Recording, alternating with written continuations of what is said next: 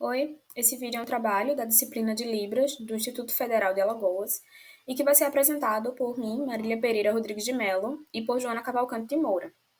Escolhemos o tema Mulheres Surdas para este trabalho. Bem, de acordo com o IBGE, e de outras fontes também, a deficiência auditiva ela afeta uma parcela significativa da população brasileira, sendo aproximadamente 9,7 milhões de brasileiros tendo alguma deficiência auditiva, o que acaba representando um pouco mais de 5% da população do país. Quanto à distribuição dessa deficiência por gênero, embora não haja um dado específico sobre isso, estudos acabam sugerindo que a deficiência auditiva pode afetar ambos os sexos, feminino e masculino, de forma semelhante. No entanto, fatores como a exposição ao ruído no trabalho, cuidados com a saúde auditiva e acesso a serviços de saúde podem sim influenciar a prevalência da deficiência auditiva em diversos grupos demográficos. Já no mundo, 9% já nascem com essa deficiência, 91% da população mundial adquirem essa deficiência ao longo da vida e 46% são mulheres surdas ou deficientes auditivas. Já com o seu lugar de fala, é muito difícil já sendo mulher, né, sendo do sexo feminino, e a voz das mulheres surdas frequentemente não é valorizada, assim como as mulheres que escutam também. Uh, Mais valorizadas que a dos homens. Então, isso é um reflexo das estruturas patriarcais que permeiam na sociedade. Esse desequilíbrio também se reflete em muitos ambientes de trabalho e até mesmo dentro das nossas casas. Então, para as mulheres surdas, a luta para serem ouvidas é ainda mais desafiadora. Estudos mostram que elas enfrentam um risco 1,5 vezes maior de sofrer assédio sexual, abuso psicológico e também físico, em comparação com as mulheres ouvintes.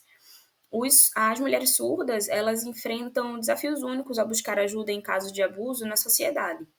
Então, a falta de acesso a intérpretes de língua de sinais em serviços de apoio pode limitar ainda mais essas suas opções. Além de tudo isso, a falta de conscientização sobre as necessidades específicas das mulheres surdas pode levar a respostas inadequadas por parte das autoridades e das instituições de apoio também.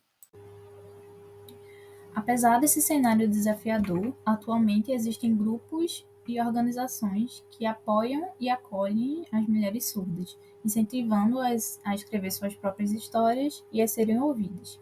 Além disso, temos exemplos de mulheres surdas que, ao longo da história, serviram e servem até hoje como fonte de inspiração para todas nós.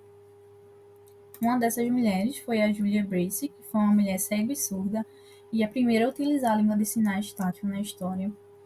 Em seguida, ela ensinou a língua a Anne Sullivan, que também ficou conhecida pela mesma razão de utilizar essa língua de sinais e que posteriormente usou os mesmos métodos para ensinar a Ellen Keller. A Ellen foi, por sua vez, a primeira pessoa entre homens e mulheres cegos e surdos a ingressar em instituição de ensino superior. Ela se tornou uma ativista por direitos humanos, autora de diversos livros e passou a visitar países palestrando sobre a inclusão e a importância do estudo da língua de sinais para deficientes auditivos. A Teresa de Cartagena foi uma escritora que se tornou surda aos 30 anos, que foi quando começou a escrever sobre a solidão da mulher surda, e ela foi extremamente criticada por suas produções na época, e esses críticos eram, em sua maioria, homens, que afirmavam que uma mulher não poderia ter sido autora de obras tão relevantes e tão bem fundamentadas. Após essas críticas, a Teresa também passou a escrever sobre a inteligência feminina e sobre outros assuntos relacionados, e se popularizou como a primeira escritora feminista da Espanha. A Annie Jupquino foi uma astrônoma estadunidense conhecida por seu trabalho pioneiro na classificação e na catalogação de estrelas. Ela desenvolveu um sistema de classificação estrelar que é utilizado até hoje.